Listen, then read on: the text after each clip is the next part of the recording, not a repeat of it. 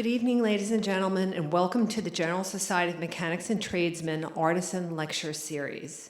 My name is Victoria Dangle, and I'm the Executive Director of the General Society. And I want to acknowledge that our artisan lectures are possible with support from the New York City Department of Cultural Affairs, the McQuestion Companies, Peter Panoia Architects, and Bauer and Dean Publishers, as well as the Friends of the Artisan Lecture Series. For those of you not familiar with the organization, the General Society was founded in 1785 by the skilled craftsmen of the city. There were artisans who represented 22 different trades, including carpenters, saddlers, tailors, and silversmiths, among many others. Today, our 229-year-old organization continues to serve and improve the quality of life of New Yorkers through our Tuition-Free Mechanics Institute, our library, in which you are in this evening, and our 176-year-old lecture series, of which the Artisan Series is a part. The magnificent space you are in this evening is, of course, the library, and it was founded in 1820, and it is the second oldest library in New York City and one of the 3 remaining membership libraries. Our archives go back to 1785. We have recreational reading as well as scholarly reading, and we invite you to become a member of the library. And so tonight, we gather once more to pay tribute to the art of craftsmanship. The Artisan Lecture Series has committed itself to giving voice to internationally known artisans who will talk about the intricacies of their specialized crafts. The mission of the Artisan Lecture Series, now in its 5th season, is to promote the work and art of skilled craftsmen, to assist in ensuring their unique knowledge is understood and carried forth for generations. Tonight's speaker, frame historian Suzanne Smeaton, is representing Eli Wilner Company. The company is known today as the foremost American authority on period framing. Founded by Eli Wilner in 1983, the company specializes in European and American frames from the 15th century to the present. This evening's talk will highlight their master artisan skills by focusing on one of the company's largest and most recent projects, the stunning hand-carved and gilded replica of the lost original frame for Washington crossing the Delaware at the Metropolitan Museum of Art. Suzanne Smeaton has been a framer of fine art for over 37 years and was a pioneer of period frame study and scholarship during her more than 27-year tenure at Eli Wilner Company. She has worked extensively in the field of American period frames, written articles for major publications such as the Bulletin of the Metropolitan Museum of Art, the magazine Antiques, Picture Framing Magazine, and American Art, and has curated numerous museum frame exhibitions, both individually and in concert with many curators at many museums. Ladies and gentlemen, it's my pleasure to introduce Suzanne Smeaton.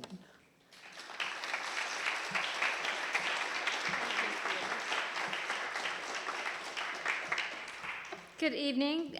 This is one of my most favorite venues ever, a venue that actually elevates and helps to expand the awareness of talented craftspeople is just a marvelous mission.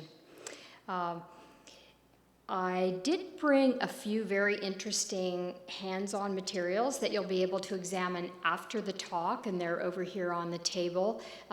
Different kinds of gold leaf and a maquette and a bit of carving. It's always fun to see it up close and personal, so I just wanted to mention that those will be there and available for you afterward. Now, just a very little bit of background. Fragments of frames, like the ones you see, are indicative of the very earliest picture frames, which were generally part and parcel of architectural settings. The elaborate carved frame you see on the left was probably 1/4 or 1/5 of a much larger construction of individual frames that would have all gone together to comprise a very elaborate altarpiece.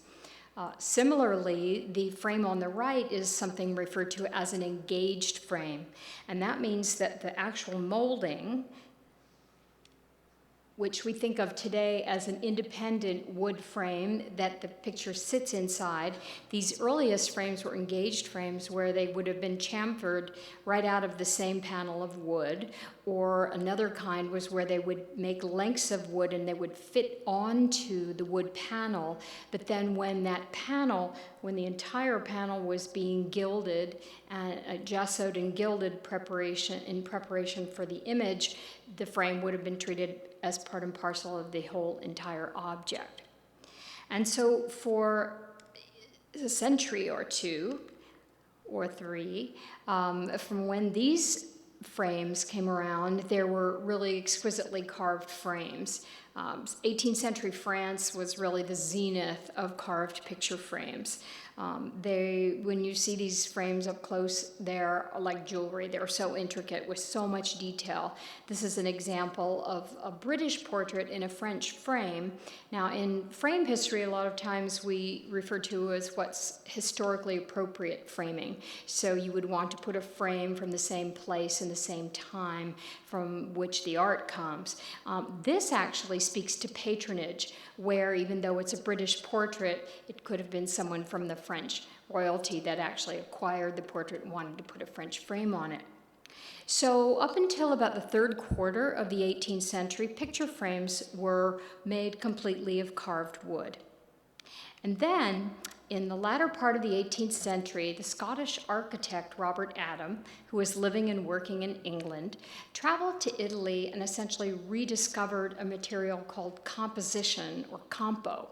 Now, I'm putting the picture up on the wall. This is a period room at the Met, but all of the embellishments that you see, whether it's decorations on the wall, all the embellishments around the ceiling, around the mantle, those would all be made of compo. And people easily misconstrue plaster and compo. Plaster is a cast material where it's a wet plaster, it's poured into a hard mold, and then it hardens and is taken out of the mold. Compo, in contrast, is a mixture of chalk, hide glue, linseed oil, and resin. And when you mix that up, you get actually a moldable putty. And there were elaborately carved boxwood molds, like these that you see on the left. Took incredible skill to reverse carve these molds to render the ornament they were seeking. And then when the compo was pressed on, they would press it to get into all the little interstices of the mold. They'd put a piece of wood on and put it in a press to squeeze it so it could thoroughly populate the mold. It was strictly a function of pressure. It had nothing to do with temperature or time or humidity.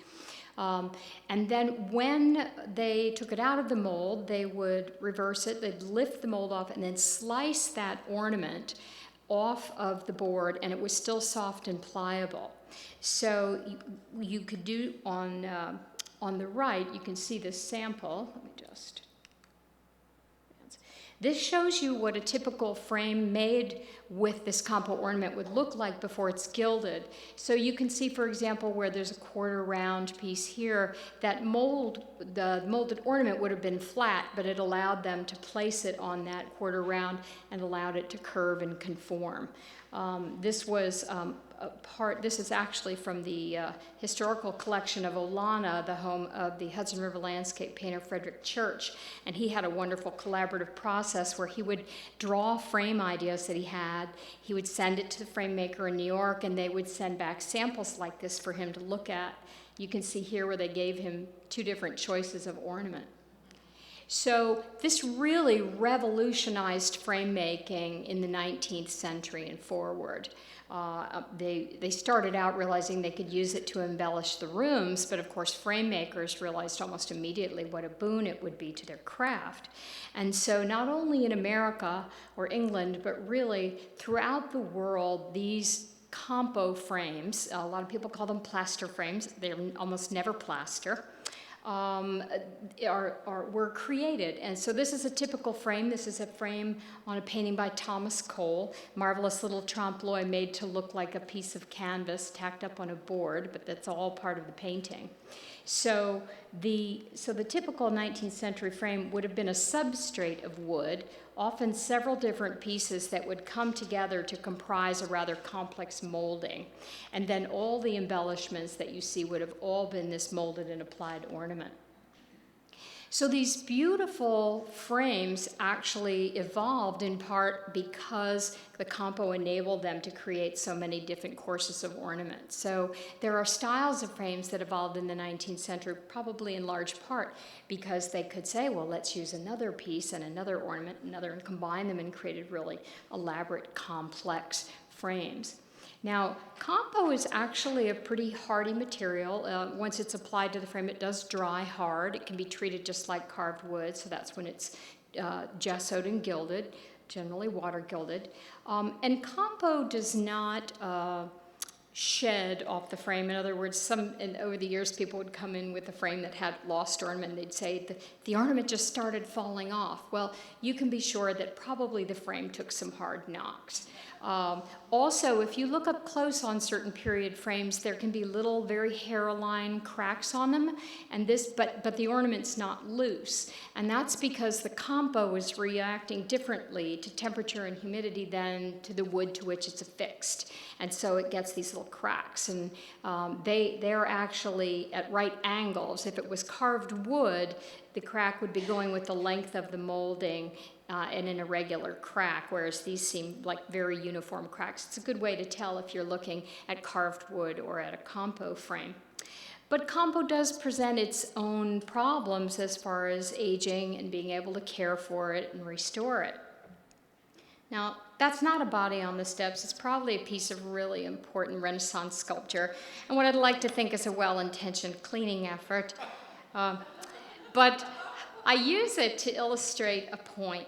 The frames and beautiful carved objects are really vulnerable to many things, especially to moisture. This is a beautiful 19th century frame that suffered some really painful water damage. You can see where the water came down and then fell down here. Now what happens is in the traditional water gilding process, and this is whether it's carved wood or carved wood with the applied composition ornament, the preparatory layer is called gesso, and it is a kind of plaster. And then on top of the gesso, and you'll see this in a few minutes, on top of the gesso is then a liquid clay called bole, B-O-L-E, that's applied, and then the gold leaf. These are all preparatory layers. Well, as you can imagine, the gesso is actually a porous surface. And so if it gets wet, what happens is it absorbs the water, and then when it dries, it pretty much turns to dust. And so all the surface and the ornament just crumbles off. Now, a challenge for a really gifted conservator would be to make those repairs structurally to these losses, but then also to gild only these repaired areas so that they blend harmoniously with the rest of the gilded surface. And I can tell you this is one of the most challenging aspects of the gilder's craft, because gold leaf surfaces, gilded surfaces develop a beautiful patina over time that can be very difficult to emulate in a believable fashion. You'll see sometimes sponging marks or splatter marks, all sorts of things to antique the surface, because generally when you're restoring a period frame, you want it to look like it's never been touched. So this is a really challenging aspect, and so sometimes a conservator who doesn't really know what they're doing as well would do the repairs to a frame like this, but then in order to get a uniform surface, they would re-gild the entire surface, and that would just be a tragedy because the original gilded surface is so important to retain at all costs. A couple other steps. This is a good example. You can see up here where there are large passages of a gilded surface that are being left untouched, but then other passages where this gesso is being reapplied. Similarly, down here you can see the work. Another problem that you'll see sometimes in inferior restoration efforts is where a frame like this might have some of the losses, instead of just casting and replacing just that loss and carefully chiseling it in and reconfiguring the ornament, they might just gesso over the entire surface, and then you lose a whole generation of crispness of ornament. A lot of the tools that are used here are much like your dentist uses, really fine tools to go in and chase and articulate that ornament. These are just a couple of shots of a project, a very similar project, where there were lots of losses to ornament and passages. This is actually shows you the process of making a dam. Today we use traditional methods as well as contemporary methods with newer materials. So instead of reverse carved wood molds, we actually use silicone rubber. And the silicone rubber takes a very crisp, very articulate mold of the ornament. The downside of using silicone molds is they only last for 2 or 3 times and then they degrade. We elected to use silicone molds over the years because we found whether we were replicating a frame or restoring it, that there are so many different sizes and iterations. Just for example, an ornament like this one, a laurel leaf and berry ornament, there could be so many different sizes and scales and iterations that we'd prefer to just go directly to the one that we're trying to repair or restore or replicate. But you can see there where they create the dam with the molds, and then this is what the mold looks like when it comes out. And then at the studio today, they use a proprietary mixture that is more of a cast material, unlike the moldable compo. And then in gilding passages, the gilding, I'm sure many of you are used to seeing a gilded frame where sometimes there's a red color showing through. That's the clay. And that clay actually comes in many different colors. 2 of the most common colors are a dark gray-blue color, and the other color is red. Now, interestingly, this color of the clay that's used in frames is actually a good indicator about the frame's origins. For example, in the 19th century, if you find a 19th century frame with red clay, it's more than likely a French frame. Similarly, American frames of the 19th century tend to employ this gray-blue clay. Here you'll see this is an ochre color of clay, and that ochre is used because when laying down the leaf, if you get a little pinhole or a loss, if what's showing through is an ochre rather than a color, that loss is going to be less apparent. And the actual gold leaf that's applied is actually transparent, so the color of the bowl underneath will ultimately inform the final color and patina, tonality of the frame. So here you'll see where they've gessoed, or rather put the bowl on in ochre. This passage is wet. This is dry. That's why this looks lighter, but it's essentially, they're both the ochre. And then this has been painted with the gray-blue clay for highlights, so they'll get more nuance of that pattern when they're gilding. And then over here on the right, this is just a passage of liner, and you can see that terracotta red that I was talking about. And you can see this is a brush, a special brush called a gilder's tip that uses squirrel hair. I have no idea how they figured out squirrel hair was the bristle of choice, but the gilder's tip, as this brush is called, is used to lift the gold leaf out of the book and lay it onto the surface. If you try to handle gold leaf, it will just disintegrate in your hands, and I can show you that afterward. And then also burnishing. This is a burnishing tool. It looks a lot like a paintbrush, but instead of having bristles in the end, it's actually an agate stone.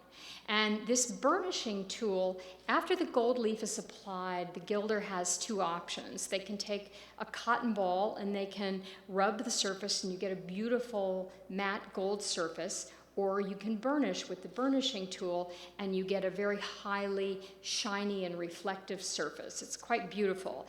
And the reason this agate stone, this burnishing, and it's literally done like that by the square inch. They do come in different shapes and sizes made to conform to the ornament they'll be working with. But the burnishing happens because rubbing the agate stone over the gold polishes that clay layer that's been painted on underneath. And that was a revelation to me when I found that out. So even though it's done through the gold, it's the polishing of the clay. So if you were to take, for example, the agate tool and rub it just on a surface that had been coated with bowl, you'll see the bowl become shiny and dark where it's been polished. And most 19th century frames are actually schemes that employ both a combination of matte and burnished surfaces for a beautiful interplay of light and reflectivity. And then, not least importantly, on the right there shows the toning that I was talking about. That's such a challenge for gilders. And many gilders will have a variety of recipes, not just one formula of what they'll use to tone a gilded surface with, whether it's inks or dyes and stains, casein paints, things like that. I'll never forget 25 years or so ago listening to a talk by Malcolm Green, who is the chief gilder at the Victoria and Albert in London, and he was considered the grandfather of gilding because he really taught many gilders who've gone on to have long careers how to gild. And he told the story where someone asked him, "So Malcolm, how do you get this wonderful surface? And in the end, with such a great patina?" And he said, "Well, I do this, and I do this, and I do this, and then in the end..." And I thought that was so perfect. So if the maestro needs to utter a prayer to get the surface just right, it gives you a little idea of how challenging that can be.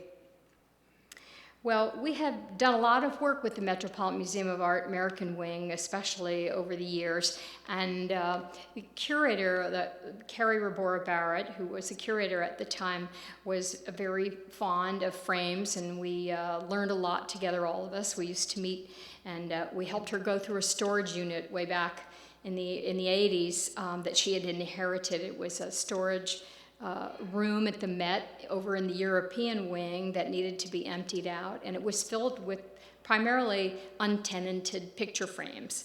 And so she had to figure out what it was she had there. So we'd meet every morning and we'd go through there, and we made some wonderful discoveries there. But one of the paintings that she was really interested in the framing of was this painting by Emanuel Leutze, Washington Crossing the Delaware, certainly an icon of American art.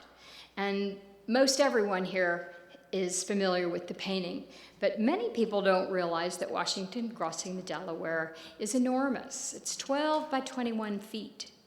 And for many years, the Leutze hung in this sort of situation in a salon-style hanging in the American galleries at the Met, and it was in a rather unremarkable, simple gold molding, which is a rather narrow molding for such a magnificent canvas.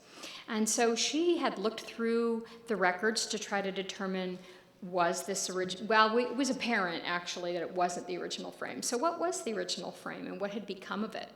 And I have to say that this is not an unusual problem in museum settings, because traditionally, picture frames are not treated as accessioned objects. When a painting enters the collection, there's generally little, if any, information about the picture frame. Sometimes, I'm sure you've all seen the frame is often masked out of the picture slide, so you're just looking at the art.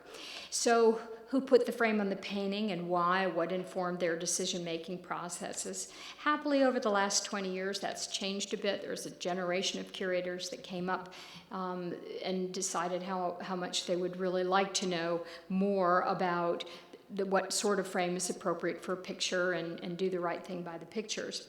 So Carrie had done research without any luck in terms of finding what picture frame was original to the Leutze, when lo and behold, a fellow curator named Kevin Avery was actually doing research on the frames of Frederick Church. And he came across photo albums of photographs by Matthew Brady. Now, many people know Matthew Brady for his photographs of the Civil War. He actually was part of a group of photographers that he sent out into the fields. He photographed many United States presidents and things like that. But actually, it was these photographs by Brady of what was referred to as the Sanitary Fair, and had a much longer title, but it was essentially a World's Fair of Yankee ingenuity, and it was put on to raise funds for medical supplies for the Union Army, and that's where the term sanitary came into the title. And so this was part of a display that people could go and see. And then there were also other areas where there's certain things that were donated and sold off at auction to raise funds were all part of it. So it was very exciting to find this picture of Washington crossing the Delaware in what was really an incredibly grand frame. And these were the two pictures, as you can see, not exactly crisp, and neither one of the pictures actually show the frame in its entirety. For example, this lower right corner is completely obscured. You can see how there are bars here across that obscure some of these other areas. But it gave us something to go on. And so we were asked, could we replicate this frame? Well, I'm going to tell you all about the process of what we went through to replicate the frame. But during that process, it was done over 3 years. We did not do it from start to finish. It was done in the workshop through the course of many different other projects going on at the time. We might work on the frame quite a bit, then put it away and come back to it over several years. But the Met was seeking, they were doing this on the occasion of the renovation and expansion of the American wing. It had been closed down. And so it was an opportunity not only to replicate the frame, but to restore the painting, which had not been restored in a very long time. And so they actually had a spot done on Good Morning America, or CBS Sunday Morning is the proper term. So I'm just going to play you a little clip from that. The frame takes up virtually the entire workshop, 400 square feet and weighing 3,000 pounds. Total cost, more than $500,000. When you were asked to duplicate an 1850 frame, did you go back to 1850 methods? Or is there any other way of doing it? I think the same techniques that were used in the 1850s are being used today. The challenge here was working from photographs as opposed to working from an original frame. Well, most original frames you can carry. Correct. This was one. That was another aspect. We had to make sure we had enough space to create this frame. And this, of course, is the crowning glory of the painting and the frame. Yes. That's right, Yes. the great eagle. This must have been a real test of your skills here. I think that Felix Terran, who is our master carver, maybe the only one in America that could do this project. What he's brilliant at is he's able to convey the liquidity of fabric. These cannonball look real. The bayonets look real. It is carved by hand entirely out of wood, the way it's been done for centuries. Once a wooden frame is complete, layers of gesso, plaster, are applied and sanded down, followed by coats of clay for a completely smooth surface. It's then gilded, polished, and ready for a final fitting. At Eli Wilner's shop, work on the monster frame is finished. Okay. So there you see a quick summary of the gilding process. The process of creating the frame was very much a collaborative process, and as you might imagine, there was a lot of attention lavished on this incredible crest at the top of the frame, and also on the shields. We refer to them as shields on each of the four corners. Now, the crest, just the crest, is 14 feet across. And it was filled with trophies of war, and there was a research assistant at the Metropolitan Museum of Art who did a marvelous paper all about the iconography of all the elements in the crest. You can see where they're numbered: pikes, bayonets, cannonballs, munitions chests, drums, of course the eagle, and there was, how many rows of feathers were on the eagle, all of these many questions. And then also across the bottom there is a little strip that furls across the bottom, and there was apparent that there was lettering on that, and I'll come back to that in a moment. Because we knew the size of the picture, we were able to deduce the size of the molding. It was about 12 inches across and probably almost that deep from the side. So we made the sample. So here you can see it in profile. Now, originally we had offered, in the 19th century, the frame would have been made like this with these molded and applied ornament, and then that crest would likely have been carved or possibly made with an armature, but unlikely.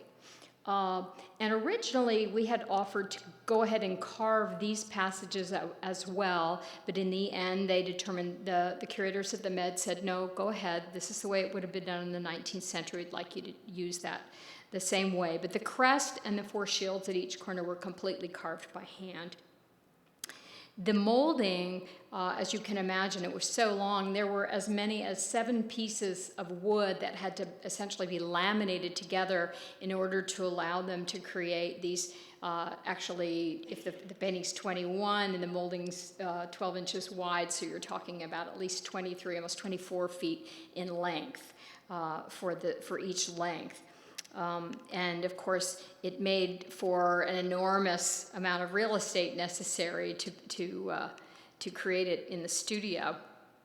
I'll never forget, there was one day, the curators would come out periodically during the making of the frame, and one of the first days that they came in and saw the frame assembled like this in the room, the department head was like, it's the size of a swimming pool.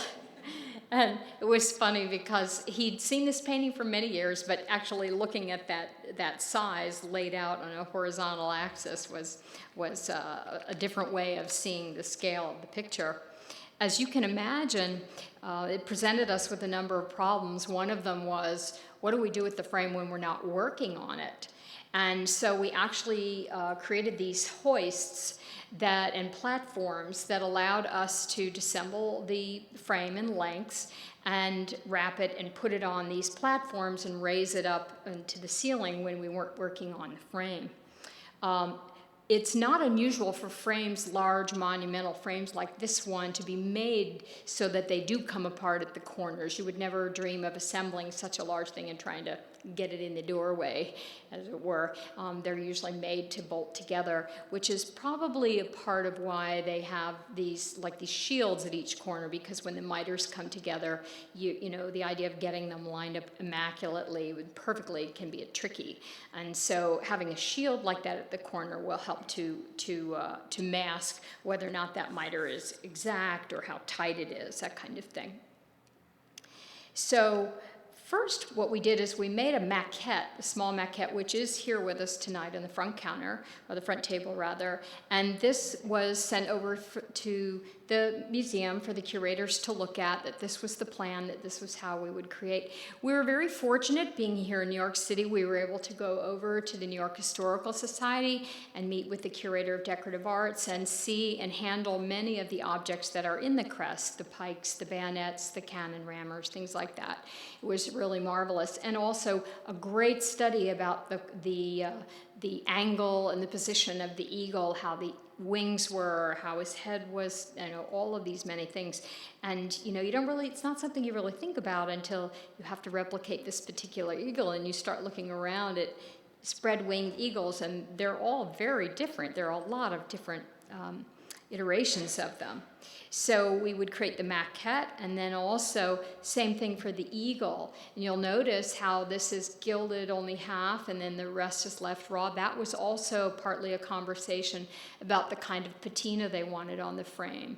Did they want it to look like the frame, you know, was this original frame from the 1850s and have that kind of patina? So part of how we did it, you know, working with just deduction based on size and also these somewhat blurry photographs, one of the things they did, and I apologize, it's almost impossible to see, but this is actually, they've projected and traced out essentially the outlines of the crest, but it just gives you a sense of how large that was. And then set about creating, you know, this beautiful three-dimensional object out of bits of wood. So there you can see where it's roughed out and then upright. There were a lot of things that were thought about. For example, if the painting was 12 feet tall with a foot-wide frame, when people are seeing that crest, it's going to be pretty high up on the wall. It could be as many as 18 or 19 feet because the frame isn't sitting on the ground. So there was even, will the crest cant forward and to what degree, that kind of thing. So roughing it out and then carving, seeing that all come to life. As you can imagine, this is what, Eli was talking about, the liquidity of this fabric, the drapes of the flags, and this furled ribbon. That was its own interesting challenge, figuring out what were those words and what did they say. And they were absolutely able in the end to determine that it was this war, or this line, first in war, first in peace, first in the hearts of his countrymen. This was a line from the eulogy of George Washington, delivered by Light Horse Harry Lee.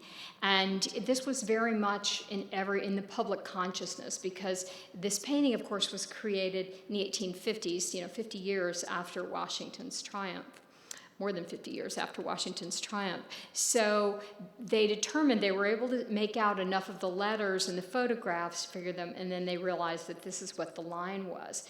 But even the decision about, is it going to be in all caps? Is it upper and lower case? What sort of typeface should we use? What's the best typeface? So it was really interesting, all these many little decisions that come along.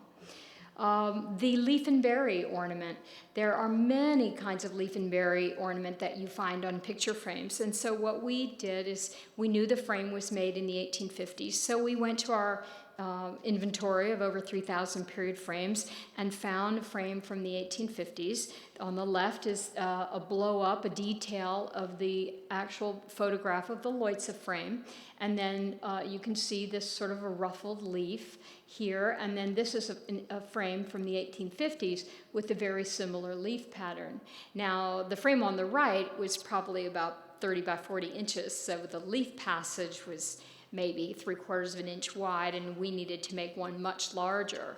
So what we would do in a case like that is to take that leaf and berry ornament, and our carver Felix, who did all the carving on this project, would carve a much larger version, the large size they need, then make a cast of it, and then create something larger and larger so that they could make not one, but several longer sections in order to create this leaf and berry pattern that went around the periphery of the frame.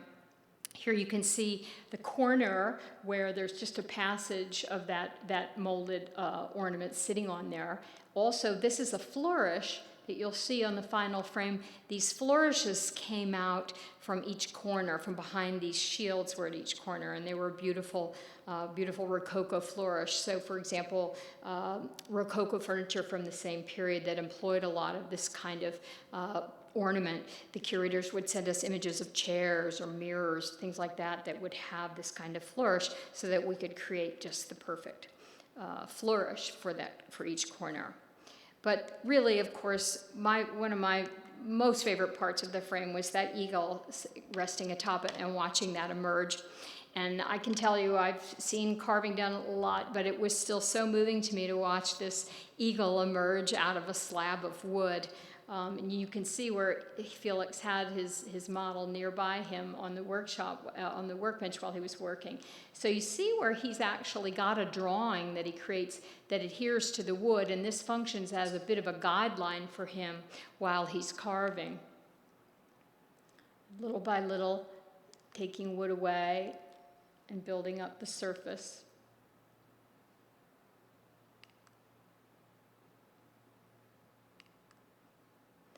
I love that the eagle even has a tongue. I mean, how delicate is that? There, and then here, measuring things like the depth, making sure that it's gauged properly.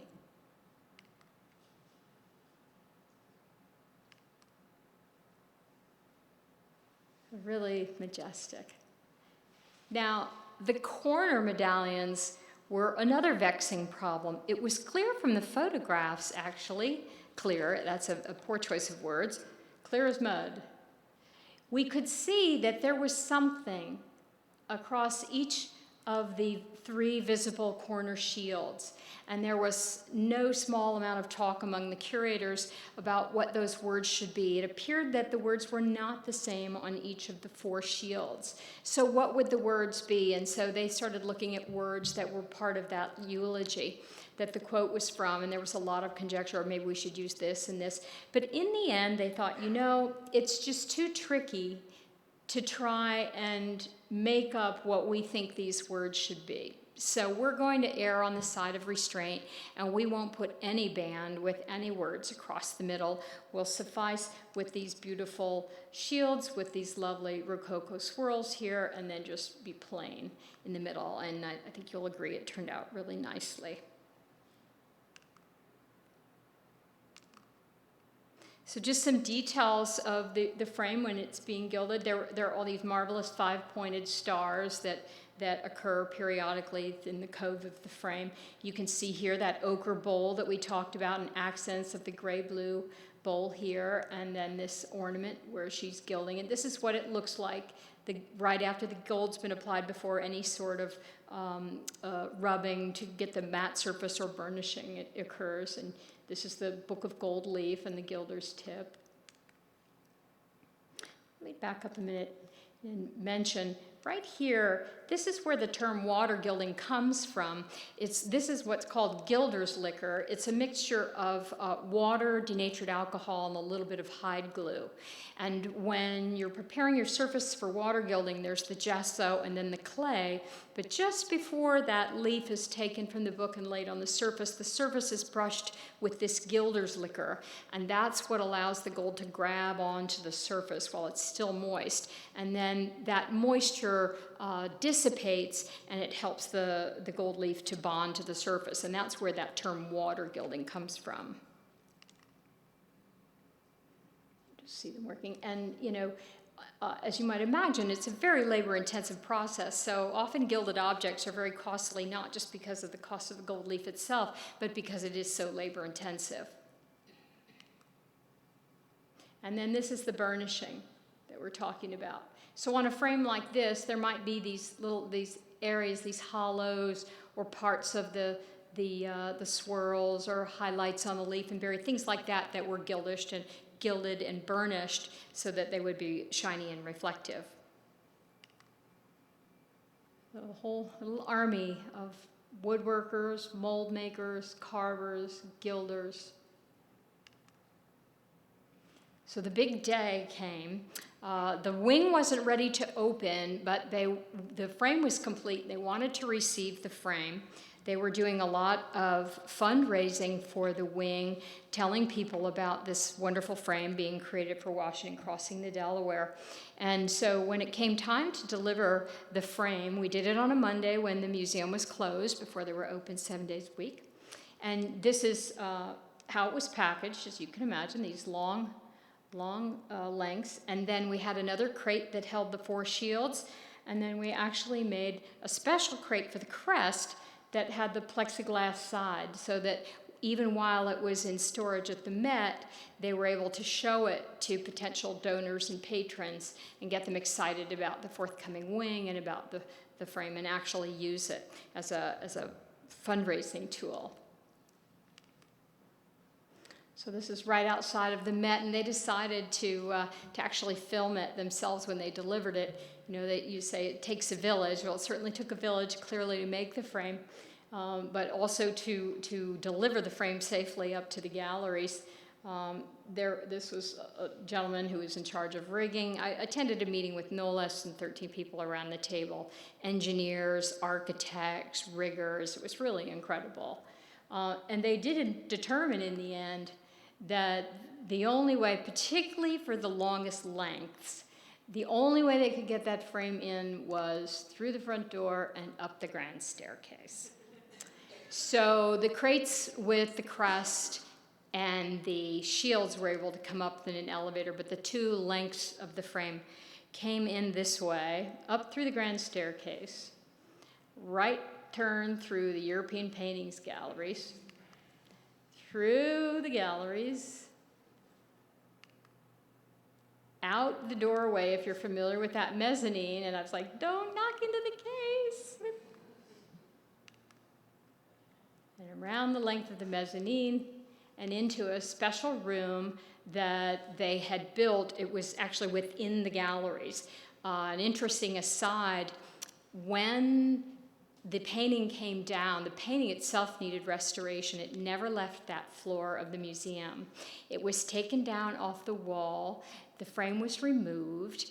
They built a tiny little pocket of a room at the far north end of that floor of the American wing and cut a pocket in a wall and slid the painting in that room, and that's where the conservators worked on it for almost 3 years while the wing was being created around it. And so that room was one of the last to be finished. It was really fun.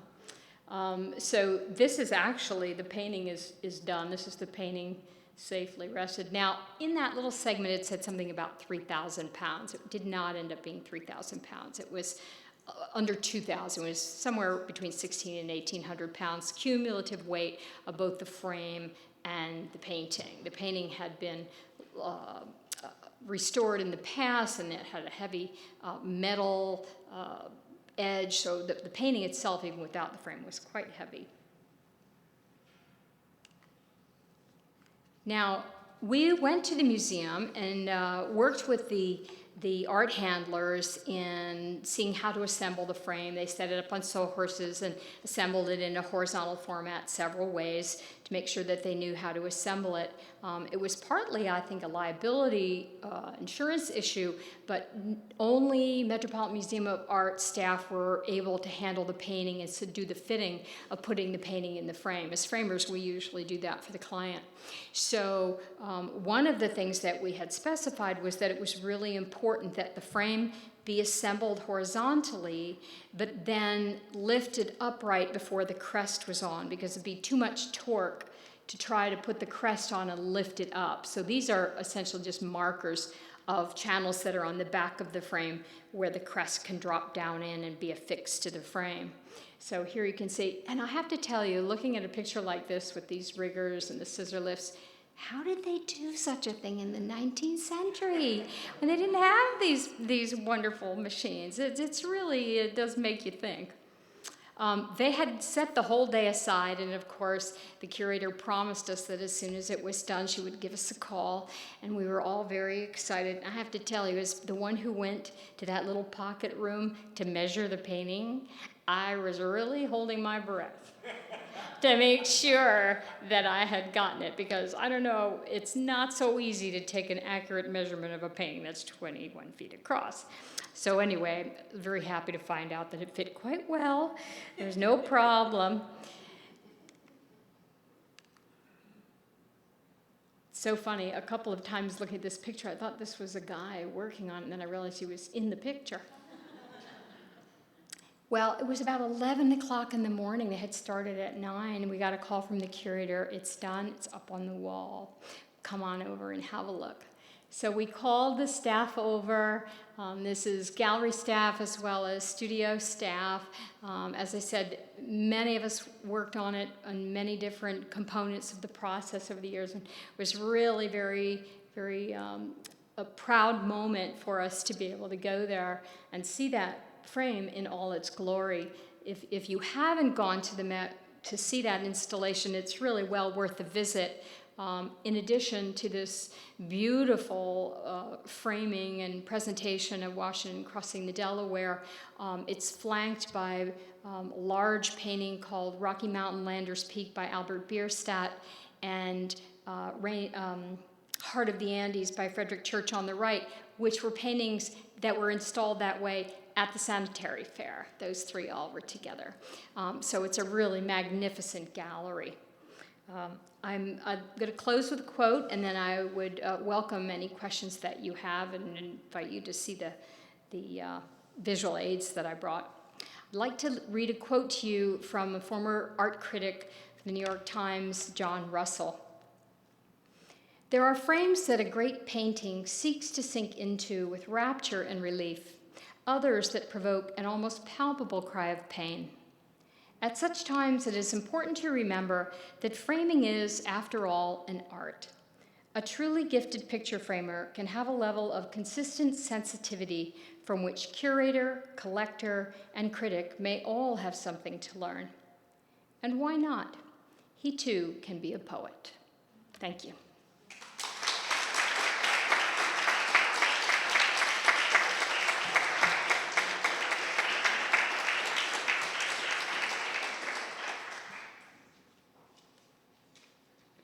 Are there any questions? Yes. The gold they used, was it Chinese gold? Was it Italian gold? The question is if the gold was Chinese or Italian. We actually use several different golds. Most of the gold we use tends to be Italian. There's also the Italian leaf and also German leaf, but we tend to use mostly Italian gold. Anyone else? Yes.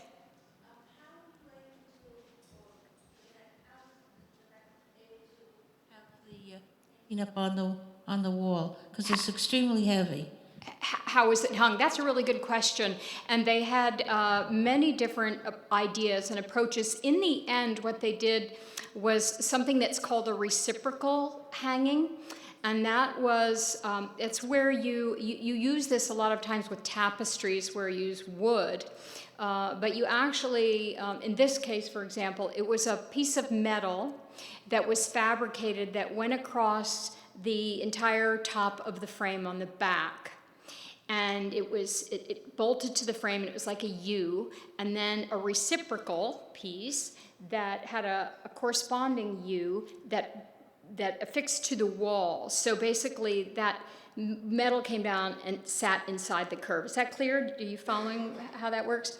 So when it's a tapestry, it's two wider pieces of wood, so you can fix the tapestry with Velcro or something like that to the wood.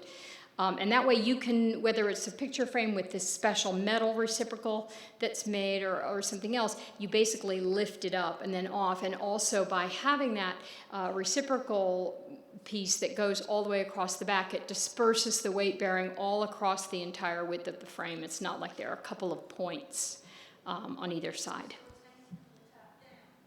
Correct. Yes. How would you How price it, the core to fabricate a frame like that? Is it a fixed price, or is it you're on a commission? And well, every situation is different, and I have to say that this project was really a framemaker's dream. It was a project of a lifetime, and we had a long-standing relationship with the Met. So Eli determined what he felt like he would need to make in order to make this a worthwhile project over a span of years, but didn't really charge what we would have charged if you sort of computed. There is no set formula first. When you go to a frame shop today, there's length molding and it's so much a foot, and you pay for the molding and then the fitting and that kind of thing. But frames like this, when you're creating these 19th century frames, it's really quite different. It's a lot about the labor that's involved. Interestingly, there were about 1,000 hours of labor involved in the making of the frame, and they were almost evenly divided between woodworking, mold making, and gilding. So it was really Eli thinking through what he had charged for other frames, the scale of the project, what you would refer to as the hassle factor, the HF, the hassle factor in making something that's so incredibly large, that kind of thing. So all those factors go into pricing a project like that. Yes? Could we have the lights up? Is that possible? Thank you. So I was wondering, why did the project take 3 years? And also, was there a reason for that? And the other is, what happened to the original frame? Did anybody investigate or find out what happened to it? Those are great questions. If you know what happened to the original frame, I would love to hear. What was the first part of the question was? Why did it take 3 years? That was intentional, that it was done over a long span of time, because they were going to be taking that long to renovate and expand the American wing. So they actually didn't want the frame right away. On the other hand, we wanted as much time as possible in order to work on the frame, to come up against any challenges and questions and problem-solving situations and things like that as we made it. And as I said, we actually completed the frame and delivered it in advance of the completion of the wing. And so, because once it was complete, we were really happy not to have to keep it in the studio. And to have it safely ensconced at the Met. What happened to the original frame is a wonderful question, and I have to tell you, this happens in museums all the time. One of the reasons we were able to do this project is a number of years earlier, we had framed 3 monumental landscapes that were only 8 by 14 feet each, 3 monumental landscapes by Thomas Moran for the Smithsonian American Art Museum in Washington, D.C., a very similar project where they had photographs of the original frames, but they knew that these 3 Moran landscapes were hanging in their galleries in narrow strip moldings circa 1970 style. And so no one knew where the frames had gone, what had become of them, that kind of thing. It's really astonishing to think that any beautiful gilded frame would be discarded or lost or just not kept track of, but certainly frames of this magnitude. It's anyone's guess what happened. I still harbor a fantasy that after this frame has been on view at the Met a number of years, that someone from somewhere in the middle of South Dakota or somewhere is going to call and say, we have an eagle carving very much like that in the VFW hall.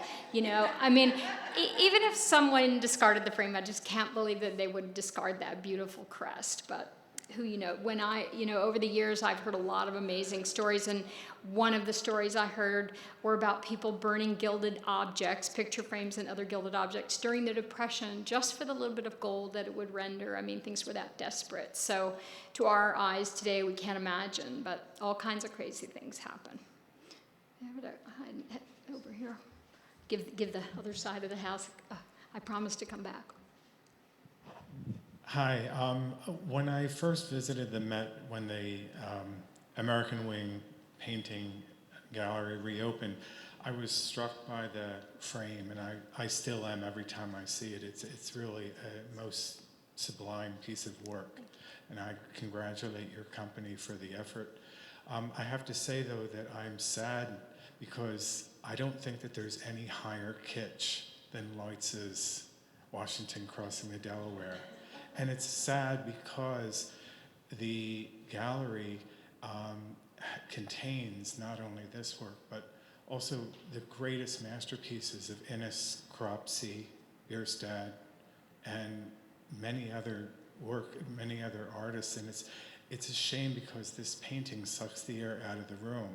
And I wrote a letter of complaint to Thomas Campbell and said that the room is too small, that the painting is shoehorned into the end of the gallery, and it's sad because those other paintings are made so minimal in size by virtue of being so close to this work.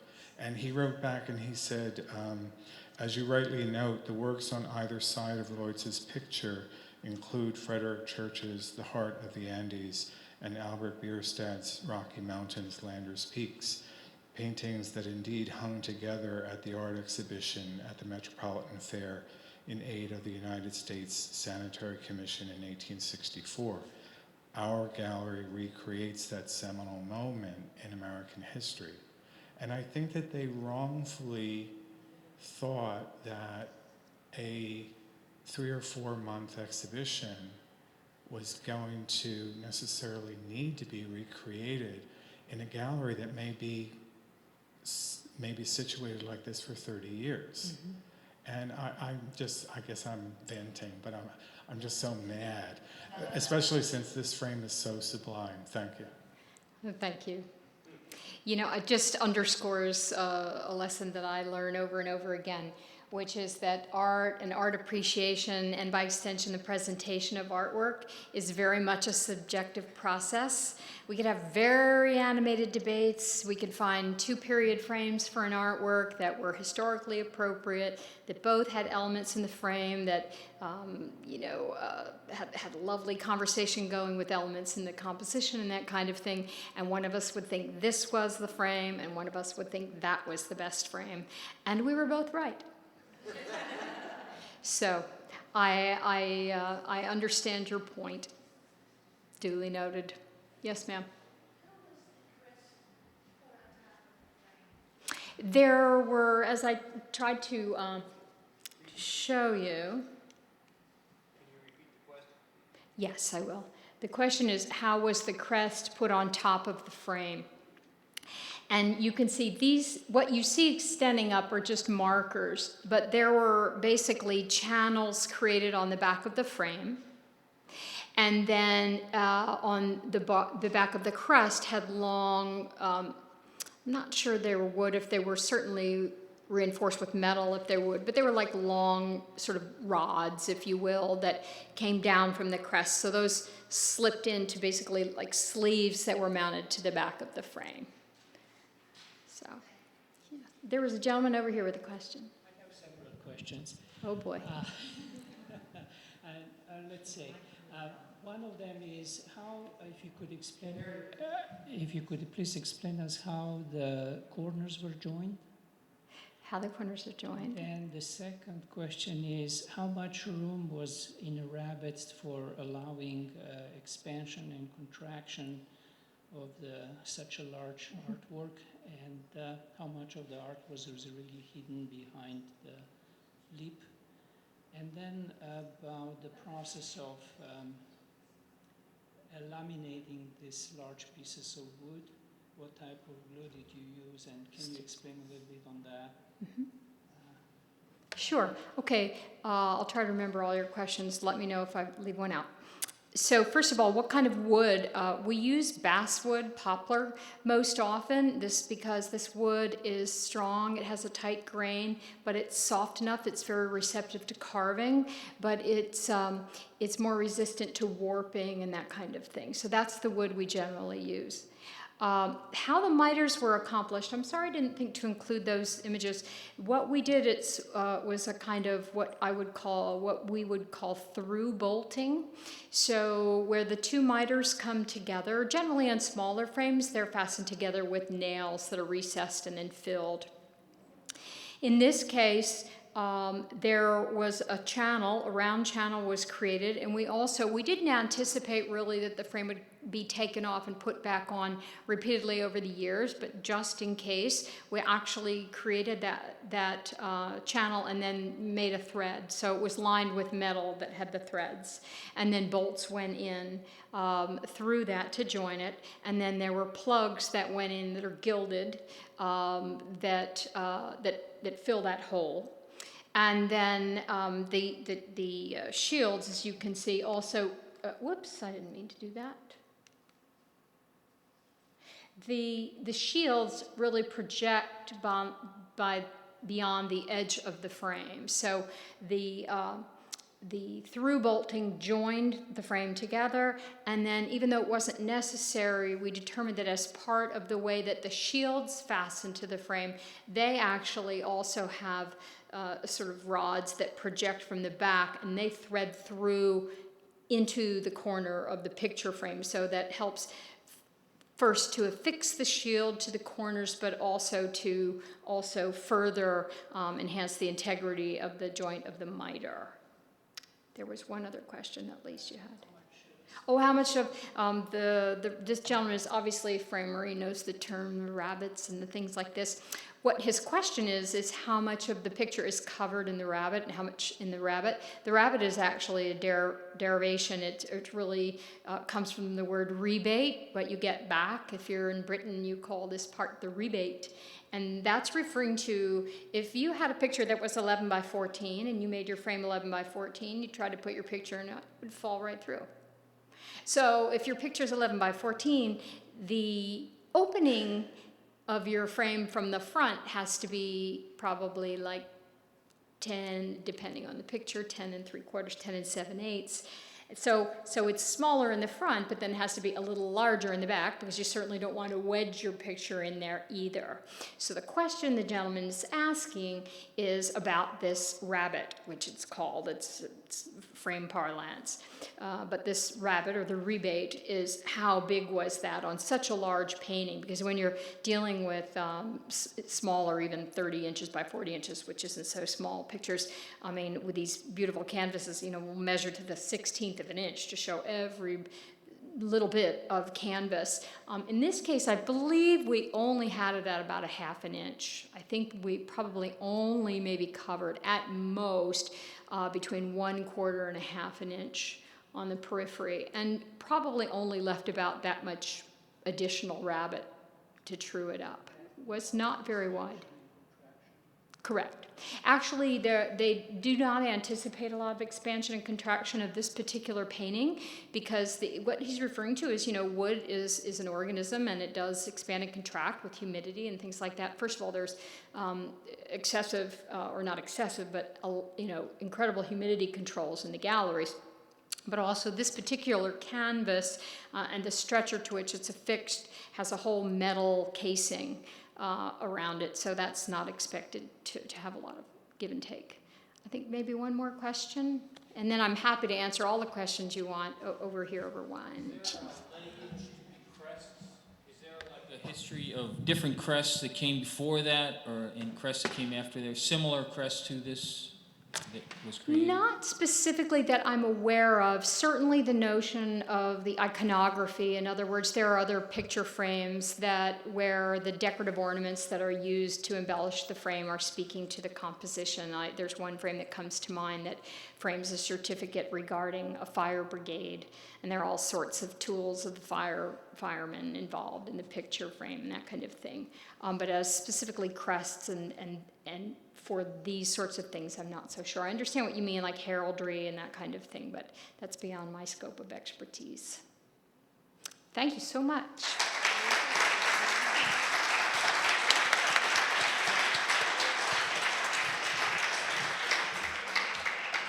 And Suzanne, we'd like to present you with this certificate of appreciation from the General Society of Mechanics and Tradesmen. Thank you for that fascinating presentation. Thank you. Thank you. And we'll also make you an honorary member of the library. Oh, this is the real gift. Excellent. Thank you so much. Thank you. Thank you. And, all right.